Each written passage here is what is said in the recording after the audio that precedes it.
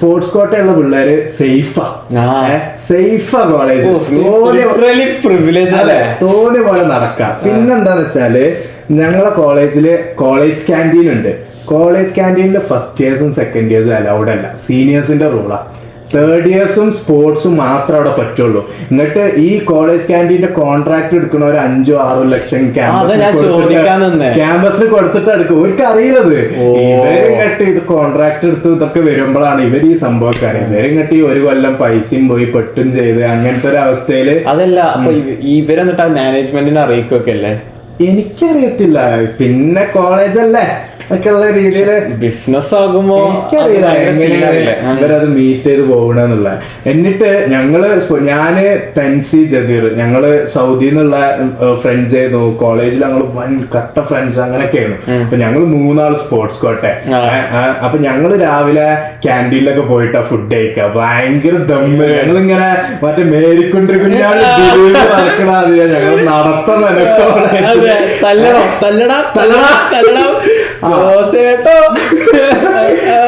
അങ്ങനെയാണ് നമ്മളൊരു നടത്തം തന്നെ. രണ്ടാമത് എന്താന്ന് വെച്ചാല് ഫസ്റ്റ് ഇയേഴ്സോ സെക്കൻഡ് ഇയേഴ്സോ ഷൂ ഇടാൻ പാടില്ല, നല്ല ഡ്രസ്സ് ഇടാൻ പാടില്ല, നല്ല ഹെയർ സ്റ്റൈല് പാടില്ല.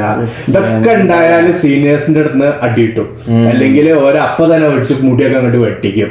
പക്ഷെ ഞാനും ജദീറും തൻസിൻ ഞങ്ങള് best of best sneakers, best of best outfits ഇവരെ മുന്നിലൂടെ ഇങ്ങനെ കാലൊക്കെ ഇങ്ങനെ കാണിച്ചിട്ട് ഇങ്ങനെ ഞങ്ങളിങ്ങനെ പോയിരുന്നു. അപ്പൊ എനിക്കിപ്പോഴും ഓർമ്മയുണ്ട്, ഒരു പ്രാവശ്യം ഞങ്ങളിങ്ങനെ ക്യാൻറ്റീനിൽ കയറുമ്പോ ഒരു ഫൈനൽ ഇയേഴ്സ് ഇങ്ങനെ നടക്കുന്നുണ്ട്. അപ്പം നിങ്ങൾ ഫസ്റ്റ് ഇയർ ആണോ വെച്ചു?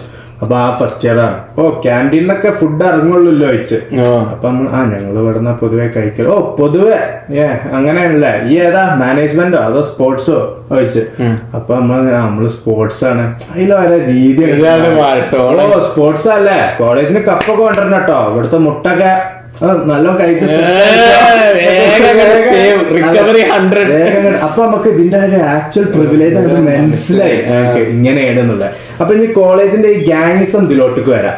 അപ്പം ഈ ഫൈനൽ ഇയേഴ്സ് ഈ ഫസ്റ്റ് ഇയേഴ്സിനെ ഇങ്ങനെ കൊണ്ടുപോയി തല്ലും. എനിക്കൊക്കെ ഓർമ്മയുണ്ട്, ഞാനൊക്കെ ക്ലാസ്സിലൊക്കെ എത്തുമ്പോ എന്റെ ക്ലാസ്സിലെ പല ചെക്കന്മാരെ മുഖത്തും 3-4 വിരലിന്റെ ഒക്കെ അടയാളം ഉണ്ടാവും. ചിലവരൊക്കെ കണ്ണിൽ ഇങ്ങനെ വെള്ളമൊക്കെ ഇങ്ങനെ പൊടിഞ്ഞിട്ട് അങ്ങനെ മുഖത്ത് അടിയിട്ട് പറഞ്ഞാൽ അല്ല, ഡിസ്റെസ്പെക്ടിന്റെ ഇതാണ്. ഈ UFC വരെ ഉണ്ട്, പഞ്ച് ചെയ്യുന്നതിന്റെ ഇടയിൽ സ്ലാപ്പ് ചെയ്യൊക്കെ, അതായത് ഐ ഡോണ്ട് റെസ്പെക്ട് യു എന്ന് കാണിച്ചു കൊടുക്കാൻ വേണ്ടിട്ട്. അതെ. പിന്നെ പറഞ്ഞാല് ഇവരിപ്പം ഒന്നിനാണെങ്കിൽ ഇവർക്കൊന്ന് ട്രൈ ചെയ്യാം. പക്ഷെ ഇവര് സീനിയേഴ്സ് വരുമ്പോ ഓരോ 3-4-5 ആൾക്കാരനെ ഇവർ ഒരുത്തുണ്ടാവുള്ളൂ, ഒന്നും ചെയ്യാൻ പറ്റൂല. അങ്ങനത്തെ ഒരു ഇതാണ് വരിക. എന്നിട്ട് വരെ എന്ത് ചെയ്യും, ഈ ഒരു ഫസ്റ്റ് ഒരാഴ്ച 2 ആഴ്ച ഫുള്ളി ഫസ്റ്റ് ഇയേഴ്സിനെ തല്ലി. എനിക്ക് ഓർമ്മയുണ്ട്, ഈ എന്റെ ക്ലാസ്സിലൊക്കെമാരൊക്കെ പോകുന്ന ടൈമൊക്കെ ആകുമ്പോ എന്നോട് എടാ റോഷൻ ഞാൻ എന്റെ കൂടെ വരട്ടെ, കാരണം ഞാൻ സ്പോർട്സ് അല്ലേ, എന്റെ കൂടെ വരട്ടെ. ഞാൻ പറഞ്ഞ ആടെ സീനിലാർന്ന് ഇങ്ങനെ ഞാൻ എങ്ങനെയെങ്കിലൊക്കെ വരാൻ കിട്ടത്. അല്ലെങ്കിൽ ഓരെ കണ്ടാല് ഇവരെ സൈഡിക്ക് വിളിച്ചോണ്ട് പോകും, പൈസ വയ്ക്കും, അടിക്കും. ഈ ഒരു കൾച്ചറാ.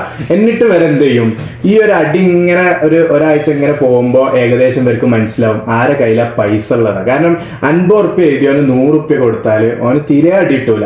അപ്പൊ ഇവർക്ക് ഇവന്റെ അടുത്ത് പൈസ ഉണ്ടായിട്ടാണ് കൊടുക്കണത്. അപ്പൊ ഇവർക്ക് ഏകദേശം മനസ്സിലാവും ആരുടെ അടുത്താ പൈസ ഉള്ളത്, ആരാണ് അടി കിട്ടിയാലും കുറച്ച് കെൽപ്പുള്ള ഒരു എന്താ പറയാ, നമ്മള് ഇങ്ങനെ വെട്ടിച്ചുരുക്കണേന് എന്താ പറയാ, പ്രോസസ് ഒക്കെ ഒരു ഫിൽറ്ററിങ് അങ്ങോട്ട് റെഡിയാക്കും.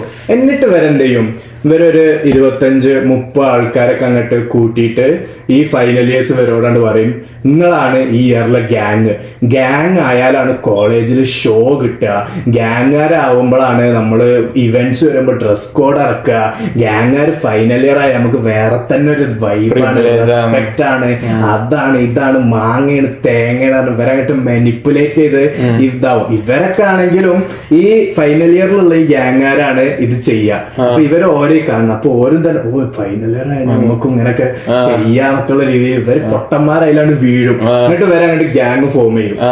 ഗ്യാങ് ഫോം ചെയ്യുമ്പോ ഇവരേൽ ഉണ്ടാകുന്ന ഫ്രണ്ട്ഷിപ്സ് എനിക്ക് പലപ്പോഴും അടിപൊളിയായി തോന്നാറുണ്ട്. കാരണം ഇവര് പുറത്ത് ട്രിപ്പ് പോവാ, അങ്ങനെ അങ്ങനെയൊക്കെ ആയിട്ട്. പക്ഷെ എല്ലാരും മണ്ടന്മാരെന്നുള്ള രീതിയിലാണ് തോന്നാറ്. കാരണം എന്താന്ന് വെച്ചാൽ ഈ ഗ്യാങ് അങ്ങോട്ട് ഫോം ആയി കഴിഞ്ഞാൽ രണ്ടാമത്തെ ഘട്ടം ലെവൽ 2 എന്താണെന്ന് വെച്ചാൽ ഈ ഫൈനൽ ഇയറിലെ ഫൈനൽ ഇയേഴ്സ് ഉണ്ടല്ലോ ഓരോ സെക്കൻഡ് ഇയേഴ്സിനും ഫസ്റ്റ് ഇയേഴ്സിനും മെരിച്ച് ഇങ്ങനെ നിർത്തി ഇങ്ങനെ നിൽക്കുകയാണ്. ഫൈനൽ ഇയേഴ്സ് വന്നാണ്ട് സെക്കൻഡ് ഇയേഴ്സിനോട് പറയും ഫസ്റ്റ് ഇയേഴ്സേ കുറച്ച് തണ്ടു കൊടുത്തല്ല ഓരെപ്പോഴാണ്ട് അടിച്ച് ശരിയാക്കിയില്ലെങ്കിൽ നിങ്ങൾ തേർഡ് ഇയർ ആകുമ്പോൾ നിങ്ങളെ തലയിൽ അങ്ങോട്ട് കയറി നേരം പറയും. ഇങ്ങോട്ട് ഓരോ പറയും ഗ്യാസ് ലൈറ്റ്. ഇങ്ങോട്ട് സെക്കൻഡ് ഇയറിലെ ഗ്യാങ്ങുകാരോട് പറയും ഇന്ന് പോണ ടൈമില് ഓരങ്ങട്ട് അടിച്ചിട്ടാറ് അങ്ങനെ ഓരോട് റെഡിയാക്കും.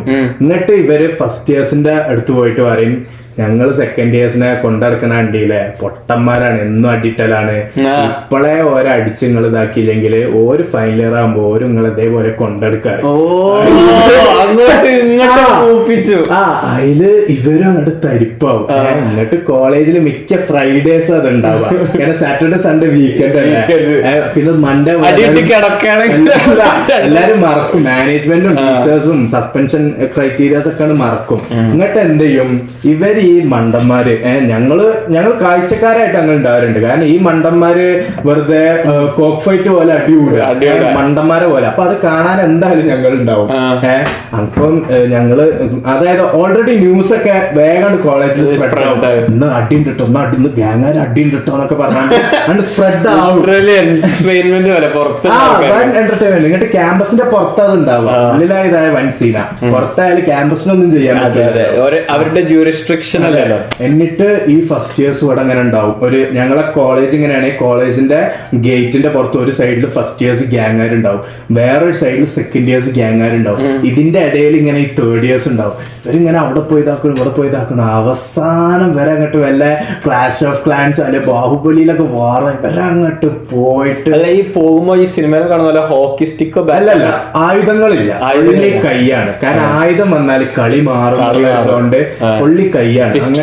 അങ്ങനെ ഇവരോട് പോയി ഓരോരുത്തർ ചിലവരെ അതായത് ഇപ്പം ഫസ്റ്റ് ഇയറിലെ ഗ്യാങ്ങിൽ ഒരു മെയിൻ ചെങ്ങായിക്ക് ഉണ്ടാവും, ഓരോ 4-5 ചെക്കന്മാര് നോട്ടിട്ടുണ്ടാവും. ഇവരങ്ങോട്ട് പോയിട്ട് ഇവരണ്ട് അടിയിലിട്ട് ചവിട്ടി ചവിട്ടും നല്ല കിട്ടും. അതായത് അടിന്റെ ഇടയിൽ വീണ ചവിട്ടും. പിന്നെ അതാണ് first rule of the street fight, never go to the ground. പിന്നെ മുഖത്ത് അതായത് നാടൻ തല്ല് കിട്ടണ രീതിയിൽ അങ്ങോട്ട് തല്ല്. എനിക്ക് ഓർമ്മയുണ്ട് ഞങ്ങളെ ഇയറിലൊരു പയ്യനെ ഈ തല്ലിന്റെ ഇടയിൽ ഇവങ്ങനെ ഓടി ഓടി ഓടി വന്ന് അവിടെ ഒരു പൊട്ടക്കിണറുണ്ടായിരുന്നു. ഇവൻ ആ കിണറ്റിലാണ് വീണ്. തല്ല് കഴിഞ്ഞിട്ടും ഇവരെ കാണുന്നില്ല. അവസാനം തപ്പി തപ്പി പോയപ്പോ ഇവരാ കിണറിലാകട്ടെ എല്ലാരും കൂടി കയറൊക്കെ ഇട്ടാണ്ട് വരെ വലിച്ചു പോവാത്ത ഭാഗ്യം. പൊട്ടക്കിണറല്ല, വെള്ളമില്ല. ഓ അപ്പൊ പരിക്കൊന്നും പറ്റില്ല. പക്ഷെ അതിൽ വെള്ളം എന്തൊക്കെയോ ഗാർബേജ് എന്തൊക്കെയോ എന്തോ ഭാഗ്യത്തിന് ഒന്നും പറ്റിയില്ല. സംഭവം കരാട്ടെ അവനെന്തോ സ്റ്റേറ്റ് ചാമ്പ്യൻഷിപ്പ് ഒക്കെ കിട്ടിയാണ്. മാർഷ്യൽ ആർട്സിൽ മെയിൻ ആയിട്ട് പഠിപ്പിക്കാന്ന് പറഞ്ഞാൽ നമുക്ക് പവർ ഉണ്ടെങ്കിൽ ആ പവർ നമ്മൾ കൺട്രോൾ ചെയ്യാൻ പഠിക്കണം. എന്തിനും ഏതിനും നമ്മൾ തല്ലാൻ നിൽക്കുന്നത്. ഇങ്ങനെയൊക്കെയാണ് ഒരു സംഭവങ്ങള്. അപ്പൊ ഞാന് ബുദ്ധി ഉണ്ടായതുകൊണ്ടും എന്റെ ഫ്രണ്ട്സ് ഞങ്ങളൊക്കെ സ്പോർട്സ് ആയതുകൊണ്ടും ഞങ്ങൾക്ക് ഇതിന്റെ ഒരു ആവശ്യമോ ഞങ്ങൾക്ക് ഈ ഒരു ഷോന്റെ ഒന്നും ആവശ്യമില്ല. കാരണം ഓൾറെഡി സ്പോർട്സ് കോട്ട ആയതുകൊണ്ട് നമുക്ക് പ്രിവിലേജ് ആണ്, ആൾക്കാർക്ക് നമ്മൾ അറിയാം. നമുക്ക് എന്ത് ഡ്രസ്സും ഇടാം, എന്തും ചെയ്യാം. എല്ലാ ഇവന്റിനും സ്പോർട്സിലെ പിള്ളേർ വേറെ തന്നെ ഒരു ഡ്രസ് കോഡ് ഇറക്കും എന്നൊക്കെയുള്ള രീതിയിലായിരുന്നു. അങ്ങനെ പോയിക്കൊണ്ടിരിക്കുമ്പോഴാണ് ഞങ്ങൾ സ്പോർട്സിൽ ഫസ്റ്റ് ഇയറിലുള്ള ഒരു പയ്യനെ ഫൈനൽ ഇയേഴ്സ് എന്തോ റാഗൊക്കെ ചെയ്താണ്ട് എന്തോ അലമ്പായി. അന്ന് സ്പോർട്സുകാർ എല്ലാരും അങ്ങ് ഇറങ്ങി. അതായത് അന്ന് ഇത് ഞാൻ ഫസ്റ്റ് ഇയറിലാണ്. സ്പോർട്സുകാർ എല്ലാ സ്പോർട്ടിലുള്ള ആൾക്കാരും വരുമോ? അതായത് സ്പോർട്സുകാർ വൺ യൂണിറ്റാ. പിന്നെ പറഞ്ഞാൽ ഞങ്ങളെ കോളേജില് ഗേൾസ് ഹോസ്റ്റലും സ്പോർട്സ് ഹോസ്റ്റലും ആണുള്ളത്, മെൻസ് ഹോസ്റ്റൽ ഇല്ല. അപ്പം സ്പോർട്സ് ഹോസ്റ്റൽ പറഞ്ഞാൽ ഈ പല സ്ഥലത്തു നിന്ന് വന്ന് സ്പോർട്സ് കോട്ടയിൽ കളിക്കണവർക്കൊക്കെ അവിടെ ഫുഡും കാര്യങ്ങളൊക്കെ ആയിട്ട് ആ ഒരു ഹോസ്റ്റലിലാണ് നിൽക്കുക.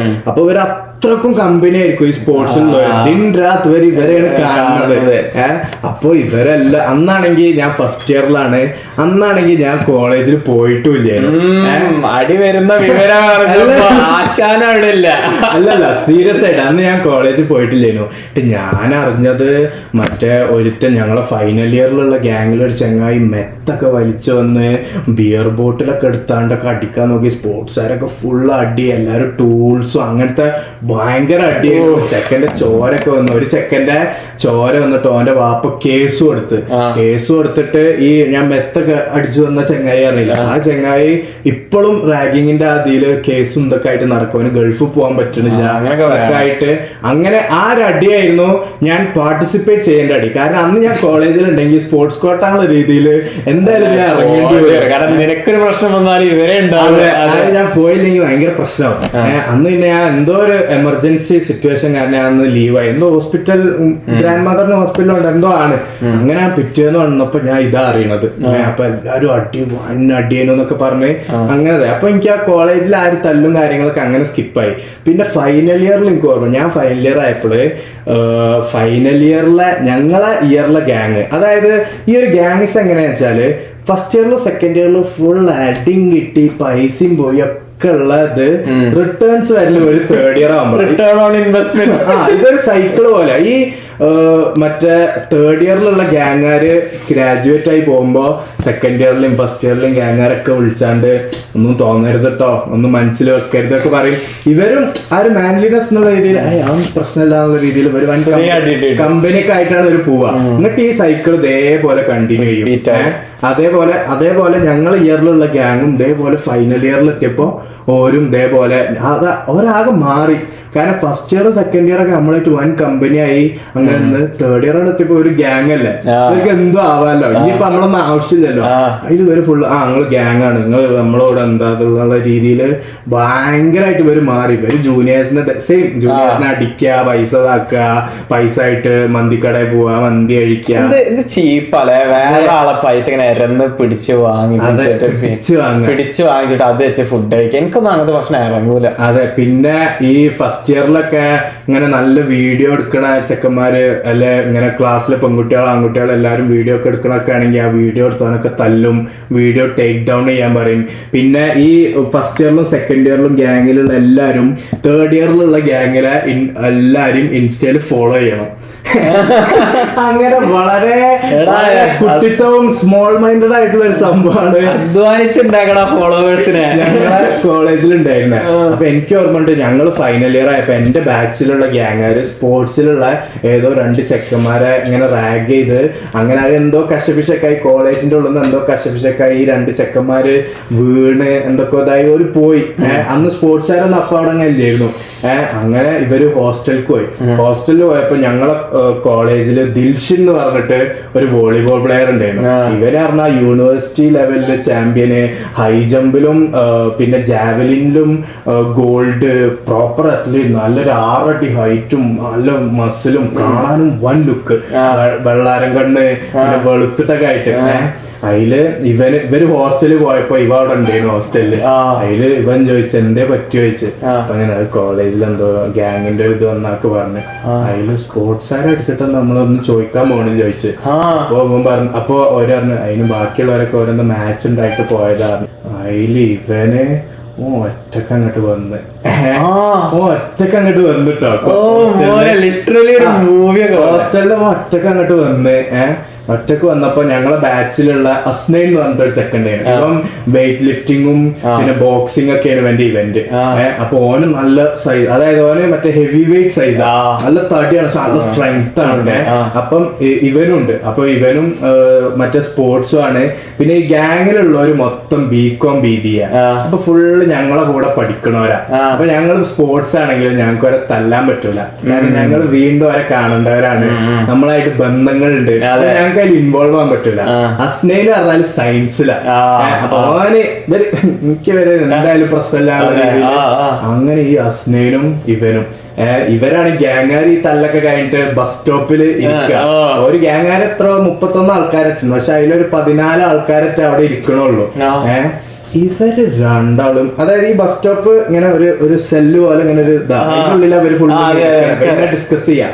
അതിൽ ഇവർ രണ്ടാളും അതിന്റെ ഉള്ളിൽ കണ്ട് കേറിയിട്ട് പരക്കടി അതിന്റെ ഉള്ളിലുള്ള 14 ചെക്കന്മാർക്കും പള്ളർച്ചയായിട്ട് കിട്ടി. രണ്ടാൾക്കാര് ഇവര് നല്ല സൈസ് ഉണ്ട്. ഇവരുടെ ഒരു കയ്യിൽ തന്നെ 2-3 ആൾക്കാരൊക്കെ പെടുന്നു.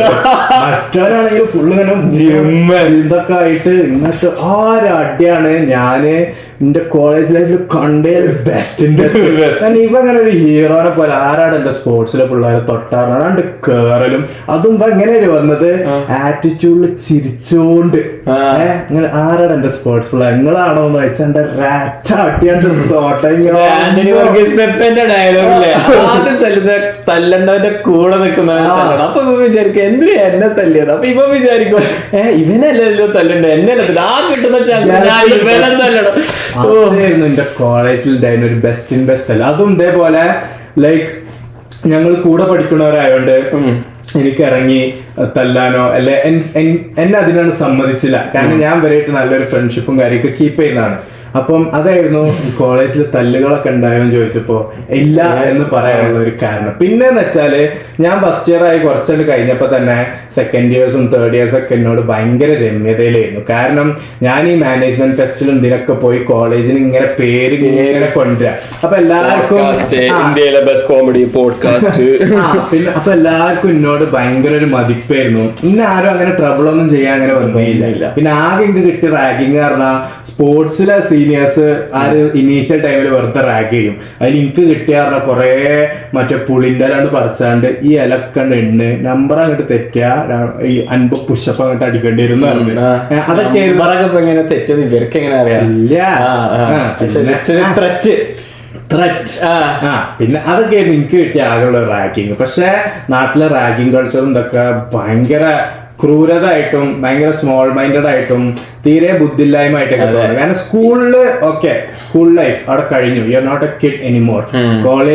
കോളേജിലെത്തിയിട്ട് ഇതേപോലെ വിവരമുണ്ട്. അതെ കോളേജിലെത്തിയിട്ട് ഇതേപോലെ കുട്ടിത്വം കാര്യമൊക്കെ. കാരണം ഈ ഒരു ഫൈറ്റിലൊക്കെ ആർക്കും എന്തും സംഭവിക്കാം. എന്തെങ്കിലും ഒരു മരണോ എന്തെങ്കിലും ഒരു കാര്യമൊക്കെ വന്നിട്ട് അപ്പം വെച്ചിട്ട് അവിടെ വാണ്ടില്ലേ അങ്ങനെ സംഭവിക്കുന്നുണ്ട്. റാഗിങ്ങിൽ കുട്ടികൾ മരിച്ചു പോകുന്ന കേസസ് നമ്മൾ കേൾക്കാറുണ്ട്. So be careful. പിന്നെ ഈ ഫൈറ്റ് എന്നൊക്കെ പറയുമ്പോ സെമീർ ഇപ്പൊ ഈ ഫൈറ്റിനെ കുറിച്ചൊക്കെ പറഞ്ഞപ്പോ ഞാൻ എന്നൊക്കെ പറഞ്ഞല്ലോ. അത് കേൾക്കാൻ രസമുണ്ടെങ്കിലും സംഭവം എന്ന് വെച്ചാൽ നമ്മൾ സ്ഥിരമായിട്ട് ഫൈറ്റിൽ പെടുന്ന ഒരാളാണെങ്കിൽ അതിന് വെച്ചാൽ നമുക്ക് തീരെ പക്വത അല്ല എന്നാണ് അർത്ഥം. അതൊരു ക്രെഡിറ്റ് അല്ല, അത് ഞാൻ കൊണ്ടും കൊടുത്തും വാർന്നത എന്ന് പറയുന്നത് വലിയൊരു ക്രെഡിറ്റ് അല്ല. അതിന്റെ അർത്ഥം നമുക്ക് സോഷ്യലി നാവിഗേറ്റ് ചെയ്യാൻ അറിയില്ല, നമുക്ക് വയലൻസ് അവോയ്ഡ് ചെയ്യാൻ അറിയില്ല എന്നാണ് അർത്ഥം.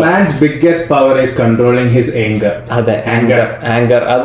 അതുപോലെ തന്നെ ഡിപ്ലോമസി. ഇപ്പൊ സെമീർ പറഞ്ഞില്ല, ഞാൻ എല്ലാവരുമായിട്ട് രമ്യതയിൽ നിൽക്കാന്ന്. അങ്ങനത്തെ സ്കിൽസ് ആണ് ലൈഫിൽ ഏറ്റവും കൂടുതൽ ആവശ്യം വരിക. ഈ തൊട്ടേനും പിടിച്ചേനും തല്ലാൻ നിന്നാല് ഇന്നല്ലെങ്കിൽ നാളെ നമ്മള് എങ്ങനെയൊക്കെ കണ്ട് ഒരു വക്കത്താകും.